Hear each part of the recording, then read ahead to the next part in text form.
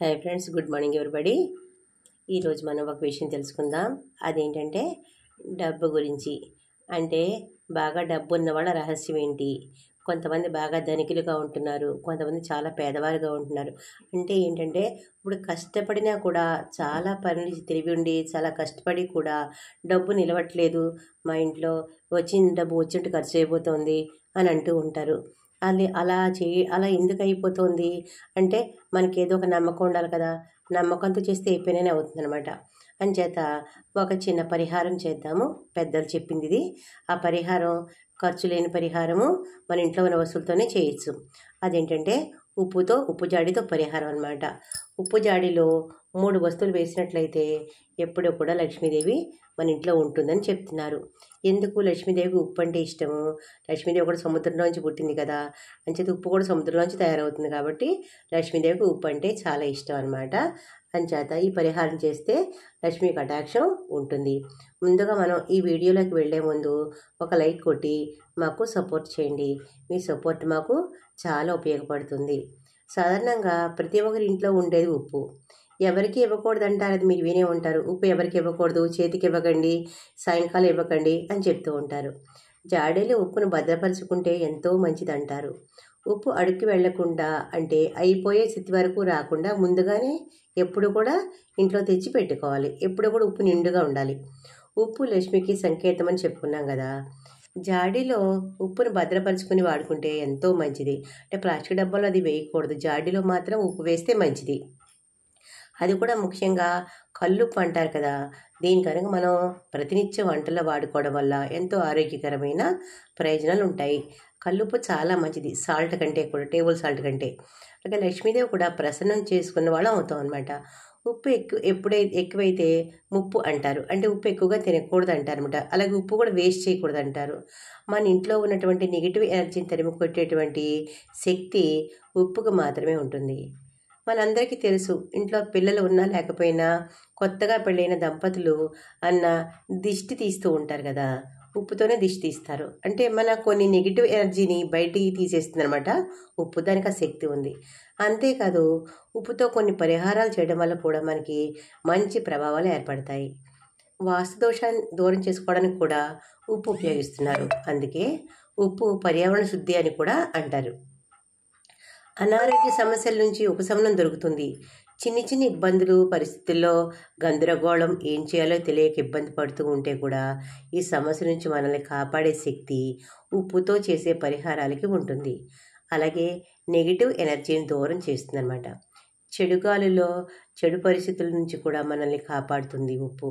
ఎన్నో రకాల లాభాలు ఉప్పుతో మనకు ఉంటాయన్నమాట. అలాగే లక్ష్మీదేవికి నివాసం లాంటిది ఉప్పు. ఈ ఉప్పు జాడీలో మనం ఎప్పుడూ కూడా కొన్ని వస్తువులు వేసి ఉంటే కనుక అది తప్పకుండా మనకి మంచి జరుగుతుంది. లక్ష్మీదేవి కటాక్షం మనకి ఉంటుంది. ఒక చిన్న జాడీని తెచ్చిపెట్టుకోండి. దాంట్లో భద్రపరుచుకొని వాడుకోండి. ఉప్పు అనమాట చిన్న జాడీలో వేసుకోవాలి. ఆ జాడీ ఖాళీ కాకుండానే చూసుకోవాలి. ఎప్పుడు కూడా నిండుగా ఉప్పు ఉండాలి. ఎవరికి ఉప్పు ఇవ్వకూడదు, ఉప్పు చేతికి కూడా ఇవ్వకూడదు. ఇది ముఖ్యమైనటువంటి అంశం అనమాట. అది అందరూ గుర్తుపెట్టుకోవాలి. లక్ష్మీదేవి కొలువై ఉండేటువంటి సాధనంగా చెప్తారు ఉప్పుని. ఎవరైనా అడిగితే ఇచ్చేస్తే మా లక్ష్మీదేవి వెళ్ళిపోయినట్టే. కాబట్టి ఉప్పు ఎవ్వరు కూడా అడిగినా ఇవ్వకండి, చేతికైతే అస్సలు ఇవ్వద్దు. అది అందరూ పాటించాల్సిన అవసరం. ఇక మనం చేయాల్సినటువంటి పరిహారం వల్ల ఉప్పు జాడీలో ఒక ముఖ్యమైన వస్తువులు గురువారం కానీ శుక్రవారం కానీ ఉప్పు జాడీలో అడుగు భాగాన ఒక పసుపు రంగు క్లాత్ని వేయాలి. చిన్నవి హ్యాండ్ కర్చీఫ్ అంత ఉన్నా సరే, ఎల్లోది అంటే బ్లౌజ్ పీసు చిన్న ముక్క కట్ చేసి కూడా వేసుకోవచ్చు. ఆ చిన్న పసుపు రంగు క్లాత్ని ఉప్పు జాడి అడుగు భాగాన్ని పెట్టాలి. అయితే ఆ పసుపు రంగు క్లాత్ మీద ఎలాంటిది వాడాలంటే, కేవలం అంటే ఇంతకుముందు వాడింది కానీ ఆ తడిపారేసిన అలాంటివి వాడకూడదు. కొత్తది మాత్రం వాడాలన్నమాట. కొత్తగా తీసుకున్న బ్లౌజ్ పీసు, అంటే జాడీ చిన్నది కాబట్టి దానికి సరిపడే చిన్న మొక్క కట్ చేసుకుని పెట్టుకోవచ్చు. అంటే తెల్ల రంగు అది లేకపోతే తెల్ల రంగైనా వాడచ్చు. కాకపోతే దానికి పసుపు రాయాలి, బాగా దానికి పసుపు రాయాలి. నా ఎల్లో క్లాత్ అయితేనే మంచిది.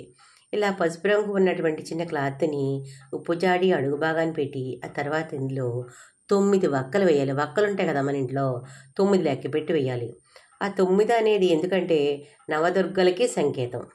9 ఒక్కలు వేయాలన్నమాట. ఆ 9 ఒక్కలతో పాటు ఒక పసుపు కొమ్ము కూడా వేసుకోవాలి. పసుపు కొమ్ము ఇంట్లో ఆల్రెడీ ఉంటుంది, లేకపోతే తెచ్చుకోండి.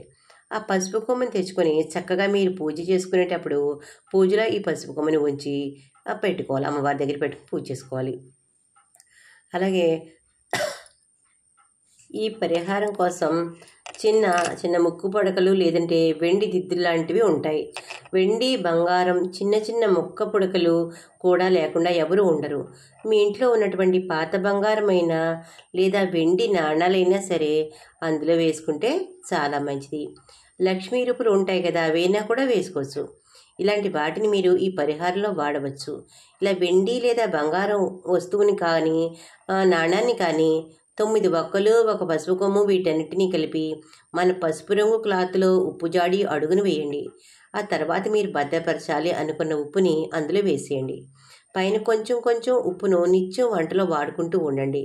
ఇలా ఈ పరిహారం చేయడం వల్ల లక్ష్మీ కటాక్షం మీకు తప్పక కలుగుతుంది. అంతేకాదు కేవలం 21 రోజుల్లోనే సరైన మార్పులు గమనించగలుగుతారు. మీ ఆర్థిక వ్యవస్థ చాలా బాగుంటుంది. మీ స్థితిగతులు మారుతాయి. చాలామంది ఒక ఉద్యోగం చేస్తూ ఉంటారు లేదా ఏదైనా వ్యాపారం చేస్తూ ఉంటారు. దాని నుంచి వచ్చే ఆదాయం సరిపోదు. వ్యాపారం ఉద్యోగం బాగా లేదా అంటే బాగానే ఉంటుంది, కానీ అందులోంచి వచ్చిన డబ్బులు మాత్రం మనకు సరిపోవు అన్నమాట వాడుకోవడానికి. కానీ వచ్చే అది ప్రస్తుతం ఉన్నటువంటి ఖర్చులకి సరిపడిన విధంగా ఉంటుంది. ఇటువంటి సందర్భంలో ఏమనిపిస్తుంది అంటే ఇంకొక ఆదాయం ఏదైనా ఉంటే బాగుండు అనిపిస్తుంది. ఇంకేదైనా చిన్న వ్యాపారం చేసుకుందామా అని అనిపిస్తుంది అనమాట. అలాంటి సందర్భంలో మనకి మంచి సొల్యూషన్ అయితే దొరుకుతుంది.